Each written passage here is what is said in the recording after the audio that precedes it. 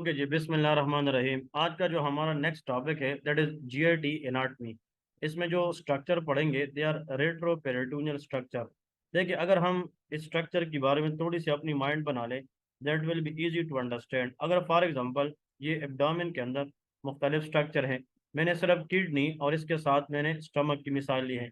देखिए, एब्डोमेन के मेजॉरिटी जो स्ट्रक्चर है they are covered by a fatty layer and that layer is called peritoneum. अब जिस तरह ये पेरिटोनियल लेयर है, अब वो स्ट्रक्चर जो पेरिटोनियम के अंदर आते हैं they are called intra. Intra mean within peritoneum, तो इनको हम क्या कहेंगे? Retroperitoneal structure. लेकिन कुछ स्ट्रक्चर पेरिटोनियम के बाहर है, पोस्टीरियर है, so they are called retroperitoneal structure. तो ये याद रखें, दो structure which are within the peritoneum they are intraperitoneal, but those behind the peritoneum is retroperitoneal. So they are posterior या outside of the peritoneal cavity. Injuries to retroperitoneal structure, अगर इसको injuries हो जाए तो फिर जो blood निकलेगी वो स्पेस में आएगी, that is called retroperitoneal space. अब आते हैं वो स्ट्रक्चर कौन कौन से है जो पेरिटोनियम से बाहर है। So that should be remember by the word sad pucker. Sad mean suprarenal gland which is called adrenal gland, they lies above the kidney. Then aorta and inferior vena cava. देखिए, थोड़ा सा mind भी आप लोग यहाँ से थोड़ा सा सोच सकते हैं कि अयोटा और इंफीरियर वीना केवा दे आर द वेसल्स। तो वेसल में तो ब्लड की फ्लो कभी तेज होती है, कभी स्लो होती है, तो वो पेरिटोनियम से फ्री होने चाहिए। कभी प्रेशर ज्यादा होगा, कभी कम होगा। अगर ये पेरिटोनियम के अंदर होते तो फिर मसला हो जाता, इसलिए अल्लाह ने, नेचर ने उसको पेरिटोनियम से बाहर रखा है। फिर इसके बाद ड्यूडिनम। लेकिन इसका second and third and fourth part, जो फर्स्ट पार्ट है वो पेरिटोनियम के अंदर है। ये एक थोड़ा सा इंपॉर्टेंट पॉइंट है। The first part of duodenum is intraperitoneal, second third and fourth part is retroperitoneal. फिर पेंक्रियाज एक्सेप्ट टेल। अब पेंक्रियाज की जो पार्ट है, head of pancreas, neck of pancreas, tail, body of pancreas, they are retro but only tail is intraperitoneal. Ureters and colon, like descending colon, ascending colon, kidney, oesophagus and rectum are partially retroperitoneal. तो अगर आप लोग फिर इसको एक दफा पढ़ेंगे और ये अपने पास लेके, तो मैं अब इस लिस्ट को नहीं देखूंगा। S for suprarenal, aorta, T for duodenum, P for pancreas, ureter, colon, ascending and descending, kidney, esophagus and rectum. So these are the structure which is not surrounded by peritoneal cavity. Therefore these structures are considered as a retroperitoneal structures. इनको हम कहते हैं retroperitoneal structure। Diagram को अगर हम थोड़ा सा देखें, ये इस लोगों ने एक डायग्राम ली है फ्लो चार्ट के जरिए, और ये सारे के सारे वो स्ट्रक्चर उन लोगों ने बनाए हैं। तो देखें, ये सारे के सारे जो स्ट्रक्चर बनाए गए हैं they are behind the peritoneum, so they are retroperitoneal structure. Like descending colon है, ड्यूडिनम है, मतलब दैट इज पेंक्रियाज। फिर ड्यूडिनम एंड जेजुनम है, ठीक है, डिसेंडिंग कोलोन। फिर यहाँ पे किडनीज है, उससे यूरेटर निकलती है, अयोटा, इन्फीरियर वीना केवा। ये इस तरह सीटी स्कैन के अंदर इन लोगों ने फिर आप लोग को मेंशन किए। हमेशा याद रखें, जो यहाँ पे राइट साइड पे अपेंडिक्स होता है, अपेंडिक्स से जो ऊपर की तरफ जाती है दैट इज असेंडिंग कोलोन। फिर यहाँ पे ट्रांसवर्स कोलोन है, और जो लेफ्ट साइड पे नीचे आती है दैट इज डिसेंडिंग। तो जब आप लोग सीटी स्कैन या एक्सरे पढ़ते हैं, तो on the right side of the CT scan और X ray on the periphery there will be ascending colon, और left side on the periphery there will be descending colon. ये आप लोग थोड़ा याद करें। और इसके बीच में से सारा के सारा स्मॉल इंटेस्टाइन और जो मेजर वेसल्स है लाइक अयोटा या इंफीरियर वीना केवा, तो वो मौजूद होती है, ठीक है जी। इसके बाद अब नेक्स्ट हेडिंग की तरफ जाएंगे। The most important one, they are called the most important GIT gastro intestinal ligaments.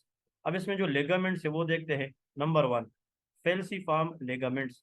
Falciform ligament का काम यह है, ये लीवर है। अब देखिए, थोड़ा सा एनाटॉमी पढ़ते हैं। ये जो डोम शेप मसल है इस तरह ऊपर की तरफ, रिम की तरह, that is called diaphragm. Diaphragm is a chief respiratory muscle having root value C3, C4 and C5, and it is innervated by phrenic nerve। ये कौन सी नर्व? phrenic nerve। फिर यहाँ पे ये लीवर है, so that is called the left lobe of the liver, that is called left hepatic lobe। और ये क्या है? Right hepatic. जो राइट हेपेटिक लोब है ये बड़ा होता है, लेफ्ट हेपेटिक लोब छोटा होता है। इनके दरमियान जो लेगामेंट है जो दोनों लोब्स को सेपरेट करता है वो फेल्सीफार्म है। और ये फेल्सीफार्म लेगामेंट लीवर को एब्डोमेन के साथ अटैच करवाता है। तो आज के बाद दो बातें, what is falciform ligament? It is a ligament which separate left hepatic lobe from right hepatic and it attaches the liver with anterior abdominal wall, very important. फिर इसके बाद ये स्टमक है, फिर ट्रांसवर्स कोलोन है ये वाला जो असेंडिंग कोलोन आ रहा था ये ट्रांसवर्स है, एंड दैट इज फिर डिसेंडिंग। ये स्प्लीन है, इम्यूनोलॉजिकल ऑर्गन है। अब एक है हेपेटोगैस्ट्रिक लिगामेंट। हेपेटोगैस्ट्रिक का मतलब लीवर और स्टमक को मिलाने वाला। एक है हेपेटोड्यूडिनल, फिर लीवर और ड्यूडिनम को मिलाने वाला। गैस्ट्रोस्प्लीनिक, ये स्टमक और स्प्लीन को मिलाने वाला। और स्प्लीनो रीनल, इसका मतलब यह है कि ये स्प्लीन और किडनी को आपस में मिलाता है, लाइक यहाँ पे spleen and kidney. And gastrocolic, इसका मतलब यह है कि जो स्टमक और ट्रांसवर्स कोलोन के दरमियान है, दैट इज गैस्ट्रोकोलिक। ये नाम तो आप लोग सुनकर बताएंगे। Hepato mean liver, gastric mean stomach, hepato mean liver, duodenal mean duodenum, and so on. इस तरह आप लोग आसानी से याद कर सकते हैं। ये लीवर है, मतलब यहाँ पे ये स्टमक है। फिर इसके बाद ये पोर्टल ट्राइड हम पढ़ेंगे कि ये क्या है, इसमें ये ब्लू क्या है, ये ग्रीन क्या है, रेड क्या है। फिर यहाँ पे ये स्प्लीन है, और लास्ट में ये किडनीज है।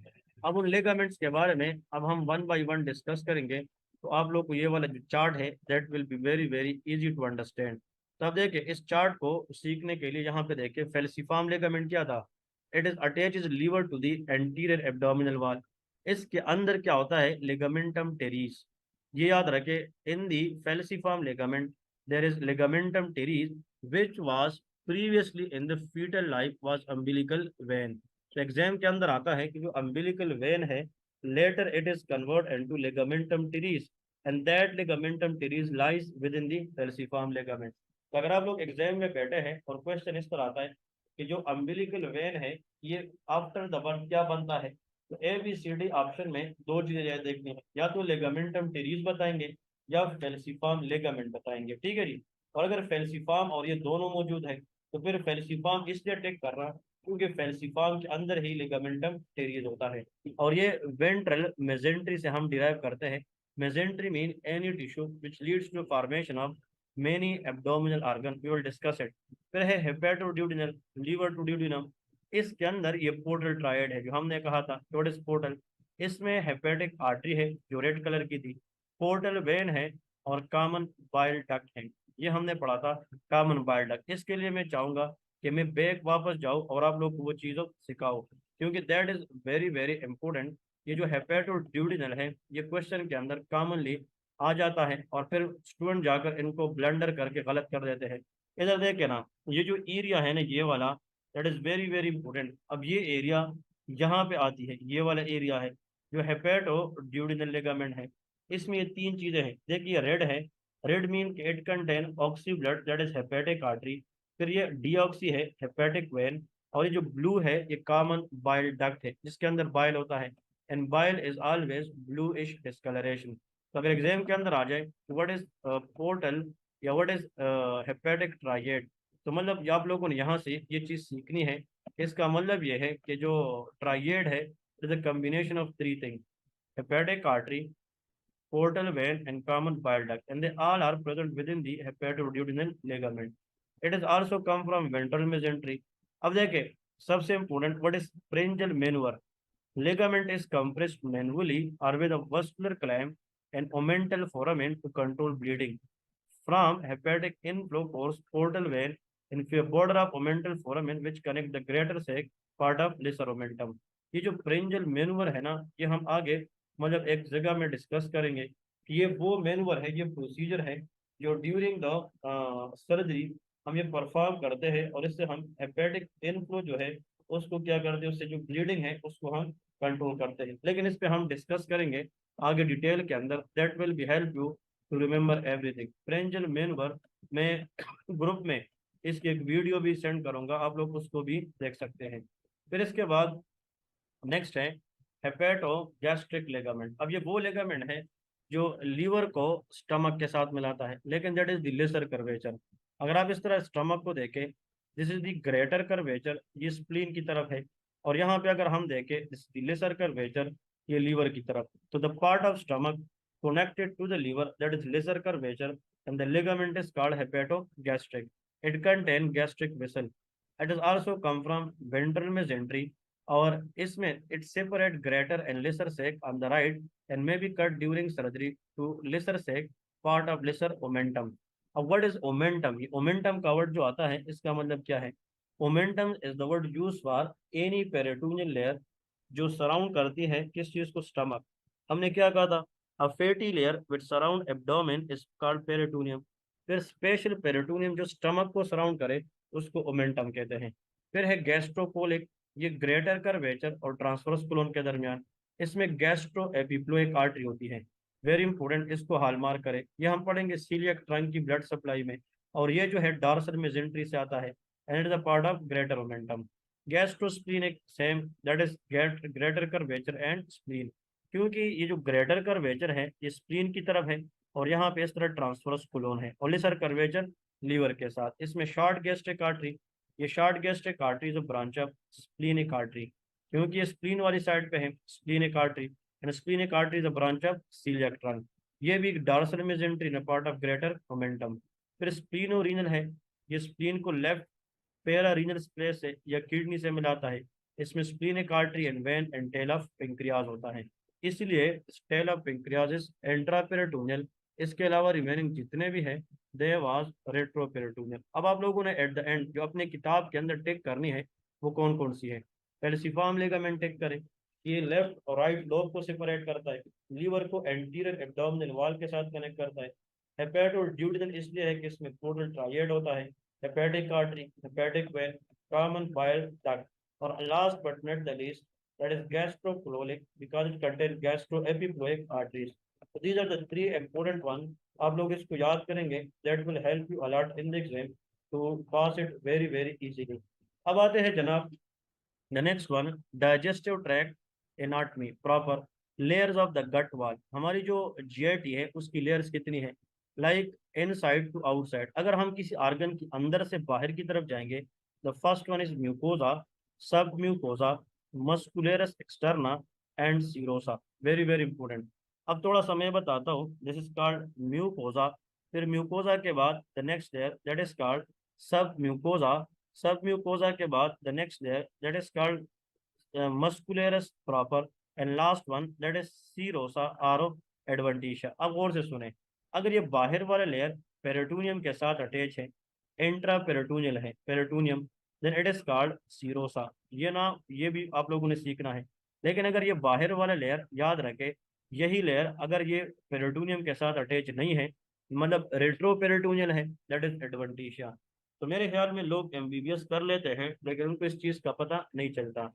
आप लोगों ने याद रखना है कि if the outer layer of the gut content, हमारी GIT का जो आउटर लेयर है किसी भी ऑर्गन का, अगर वो पेरिटोनियम के अंदर हो तो वो सीरोसा है, और अगर वो बाहर है रेट्रो है तो एडवेंटिशिया है। तो देखिए, म्यूकोजा, सब म्यूकोजा, मस्कुलेरस और सीरोसा। तो MS आप लोगों को याद रखना है।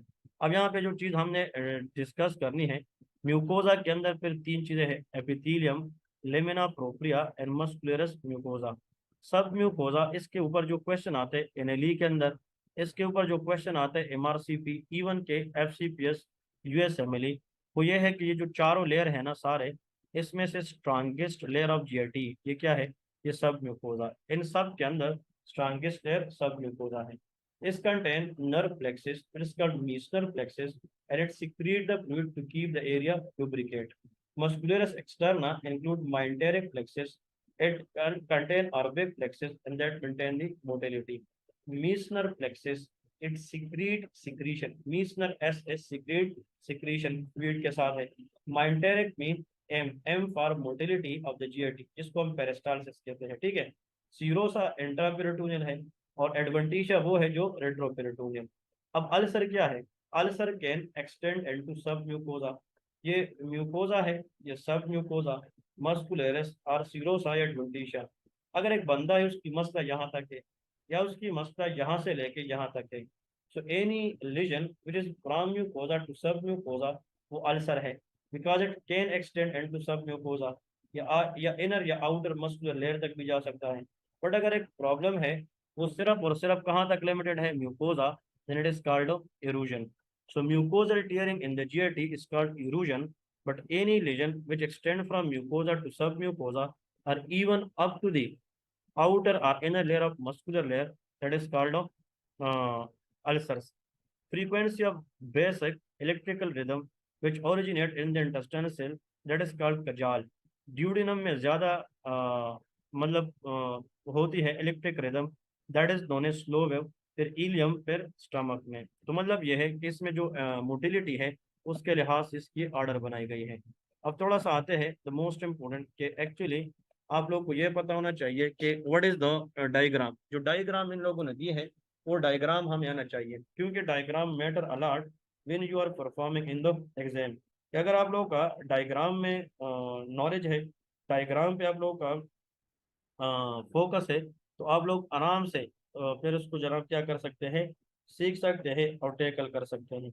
अब आते हैं द मोस्ट इम्पोर्टेंट वन के what is the diagrammatical view. देखें यहाँ पे अगर आप लोग देखें, this one is called mucosa. हम इनर टू आउटर जाएंगे तो जाहिर बात है यहाँ पे अंदर म्यूकोजा है।